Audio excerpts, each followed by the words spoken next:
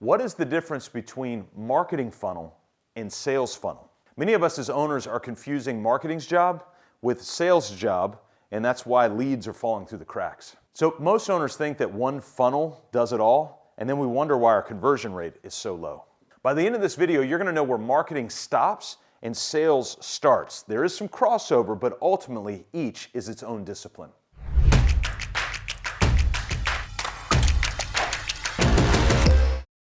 So we have the privilege of being able to go out and talk to a lot of different audiences and expos and trade shows and all sorts of things. And people will come up to us and go, hey, do you guys do sales and marketing?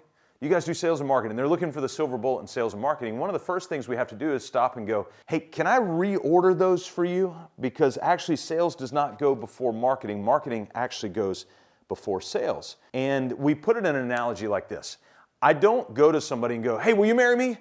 And then we'll date later. Instead, it's the opposite. Hey, do you want to go on a date? Even that's a little awkward, right? Hey, do you want to go on a date? And by the way, a little side note, my wife, who is now my wife, 27 years, turned me down 3 times before we actually started dating and then the marriage. And so if you think about it in that vernacular, what we need to do is we need to date first and then we need to get married. Marketing is dating. Sales is the wedding. All right, so I want to give contrast. If we're going to look at marketing, we're going to look at sales, I want you to think of each as its own funnel. A lot of us have heard of the sales funnel, but it sort of precipitates and begins to merge in marketing into sales. Remember, these are 2 disciplines that we need to be aware of, but they work in a symbiosis that we need to be aware of and have process for. All right, so let's start over here with the marketing funnel. What is the job of the marketing funnel? The whole point of the marketing funnel is to generate awareness, telling the world, hey, we're over here, this is what we do. And it's got to be magnetic. It's got to bring an attraction to it so people start to magnetically walk through it. I was on a walk this morning, actually, and as I was walking down the street, I'm in a new city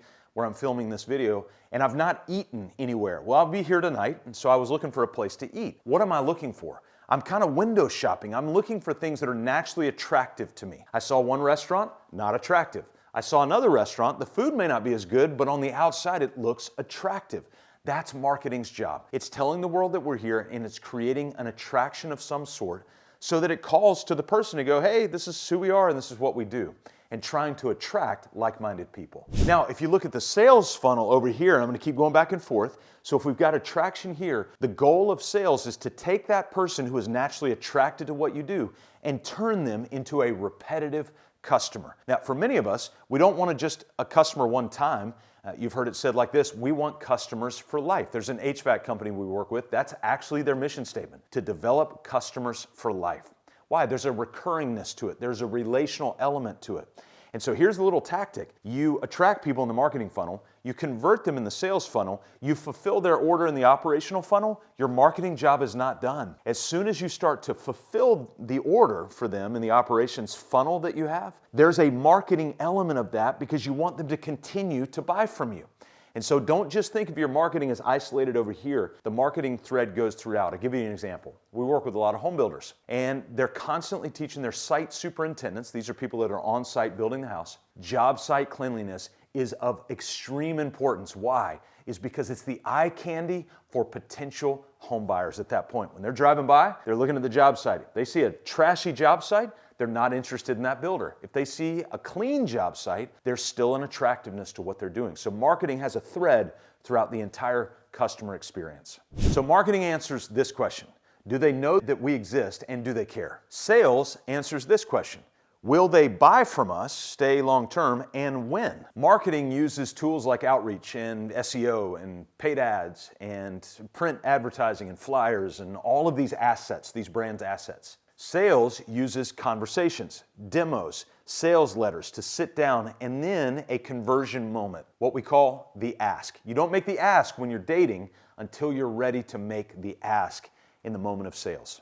Now, when you think about your business, most marketing fails because sales never gets to the point of the ask. So you can generate all these leads. In fact, we know a lot of businesses that generate a fair number of leads, but once they get to it, they never have a funnel for sales. And so there's no radical follow-up, the leads that have been coming in, and there's no clear discussion to the point of an ask. Hey, do you want to do business together? A lot of times we sort of dance around it and we'll think about it. Hey, would you be interested in doing whatever? We have to talk to our team about this all the time, is to go sit down with a potential prospect who could become a client And if you don't leave with the next appointment set, then what you've done is you've failed the sales funnel. You've done all that work in the marketing funnel, but then you let the sales funnel fail for what you're trying to accomplish. You can't take somebody from the point of attraction, the marketing, and then to the point of fulfillment without going through sales and having a moment where you've got to ask the uncomfortable question. All right, so summarize this. You think about your marketing funnel over here. That's the attraction. Hey, we're here. You think about your sales funnel here, and that's the conversion. So attraction, conversion, which then leads to fulfillment of operations. So you're starting to see a structure take hold. In business, business follows what we call the 4 core systems: marketing, sales, operations, administration. And they necessarily go in that order. And so I want you to pay attention to that order. Marketing tells the world we're here. Sales converts them to a customer. Operations fulfills the vow that we made at the altar of sales. And administration makes sure that we're doing all the behind the scenes work of the accounting and the HR and making sure that the light bulbs are changed and the diapers are changed and the grass is mowed, right? Just like we care for a house after we bought the house. So the order of that matters. So I want you to click the link below, and in this video that I've already recorded for you, it's going to walk you through not only those 4 core systems, but it'll actually walk you through the 4 foundational cornerstones of every business. You'll get to see the full skeleton of a business, to see where marketing and sales fits within that, so that you can begin to process that out. Remember, you don't have a marketing problem, you don't have a sales problem, you have a process problem. And so we need to build that process and then train that process. That's where we inject it into the body of your business. And once we've trained that process, now we can go through with repetition, predictability, and meaning into the marketing, the attraction, the sales, the conversion, the operation, the fulfillment, and the administration. That's where we care for the whole business. But remember this little key: marketing has a thread all the way throughout. If you have a customer that gets on the phone with one of your administrators and they have a horrible experience, that's a bad marketing experience.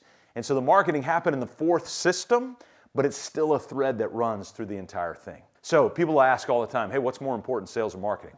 And I'll tell them, that's a trick question. You're trying to catch me. But I will say this: marketing happens all throughout the relationship. It is what is going to keep a client or customer recurring. So it's important you understand the difference between the marketing skill and the sales skill. Now here's where this is going to be a real challenge.